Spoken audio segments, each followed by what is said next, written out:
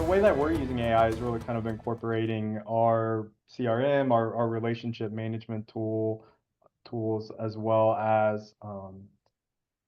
our development items, issues, all of those type of things that we encounter, and bringing them together so that when we have um, a support call with a customer, that we have all the insights, that we know whether that customer has experienced this issue over and over again, so that we can address it with our software, whether we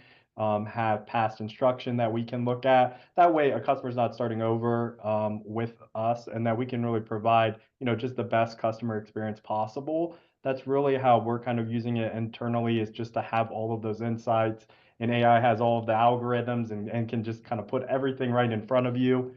So that is how we have really begun to use AI to kind of increase our level of service that we pride ourselves on.